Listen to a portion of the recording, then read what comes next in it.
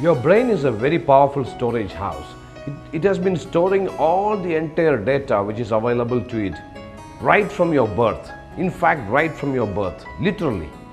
Suppose if I do a deep hypnotism on you, I can retrieve all the entire data which has been stored right from your birth, even to the extent that I can retrieve the noise and the smell inside the labor room in which you are born. That's the kind of powerful storage house it is. Now, it has never missed any information.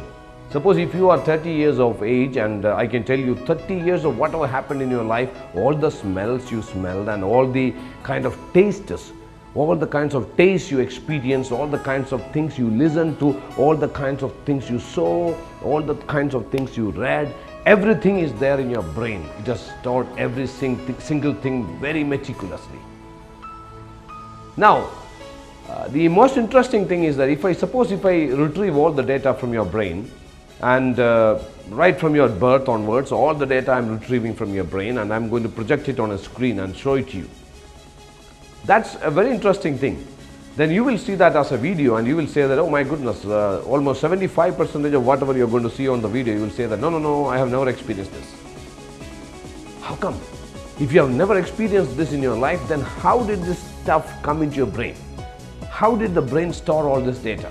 That's the greatest revelation in neurobiology. It says that the latest science proves that the brain is an actual incident from an incident in imagination. Can you believe it? That means if you have experienced something in actual or if you have experienced something in imagination, the brain has stored the stuff in the same way as memory. And as you know, memory is always about past. That means even if you have experienced something in your imagination, for the brain, it is a memory. It has already happened. It has already stored.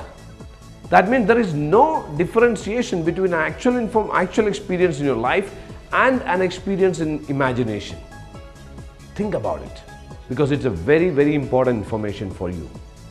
That means whatever you imagine or whatever you experience in actual, both are the same for the brain. As I always tell, all the kinds of outputs the brain generates, the kind of responses, the kinds of thoughts, the kinds of reflex actions, everything what brain produces is based on the stored data. So what does it mean? It means that the brain produces all the different kinds of thoughts, not just based on the actual experiences in your life, but based on the experiences you had through imagination. So that means from right now onwards, if you start imagining about something, automatically the brain will start processing and storing the data just like it's an actual experience. And what will happen after 5 years? Or what will happen after 3 years? The brain will create a thought or create a response mechanism based on the stored data in which your imaginations are also part of. That is the importance of imagination. That's why generally it is being said that thoughts become things. Whatever you imagine, it becomes actualized. So, if you really wanted to create something in your life, manifest something in your life, the best way out is to start imagining about it. Because imagination is more powerful than knowledge. I didn't say it, Albert Einstein said it.